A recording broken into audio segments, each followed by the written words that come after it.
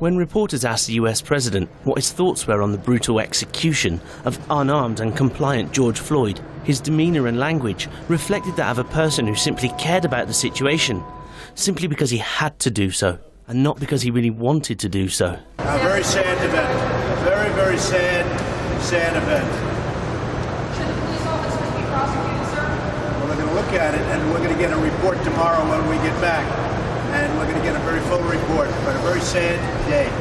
Thank you very much. Very soon, Trump turned the situation into a spectacle, vying for photo opportunities and claiming that all is well in the United States.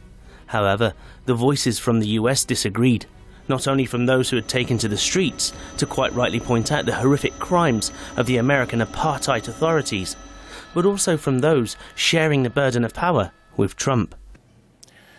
We are living through a tale of two crises, COVID and racial justice, and President Trump has been a miserable failure at handling both of them. Last night, the scene in Washington, D.C. may have provided the enduring portrait of the Trump presidency.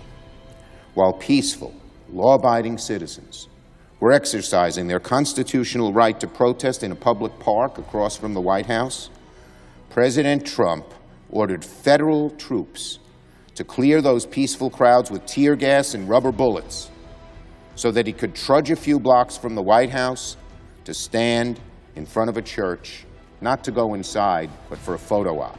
But it's not just those in political opposition to Trump that voice their concerns at the hideous mishandling of the situation by the president, but also from those that Trump once placed into positions of extreme trust and power, namely former Defense Secretary James Mattis, who pointed out Trump's divisive action. The fact of the matter is, Mattis has touched on a very sore point for Donald Trump, who once boldly stood on the lawn of the White House and announced that he was the least racist person in the world.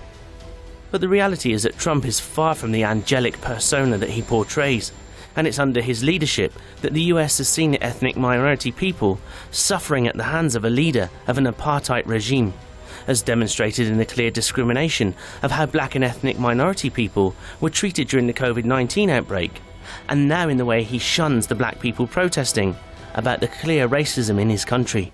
Trump, it seems, must be given credit then for one thing, and one thing only: changing the name of his country from the United States of America to the Apartheid States of America.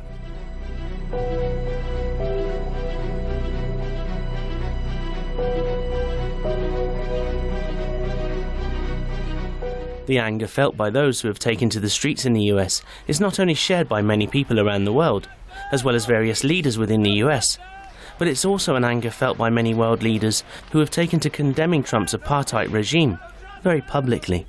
The German Chancellor, Angela Merkel, for one, was quick to condemn the murder of George Floyd by the police, and saw the Chancellor call on the US leaders to attempt to bring about some kind of reconciliation to the protests. She further went on to say that Trump's actions were in fact polarizing the United States, which again demonstrated what we're all seeing, a very visible division between the races in the US.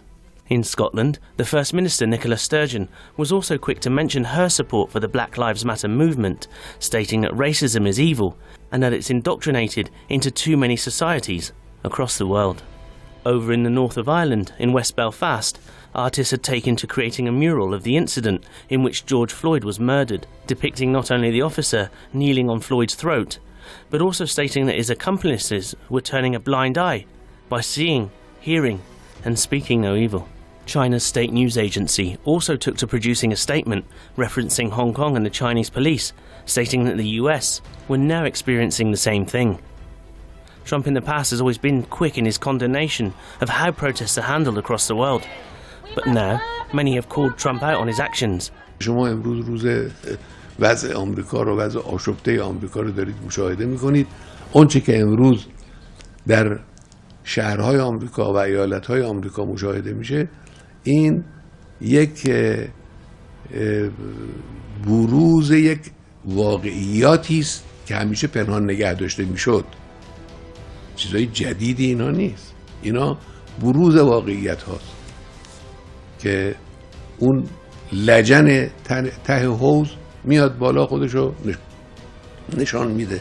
The final words of what the world really thinks of Trump's racist regime His best left to Canadian Prime Minister, Justin Trudeau.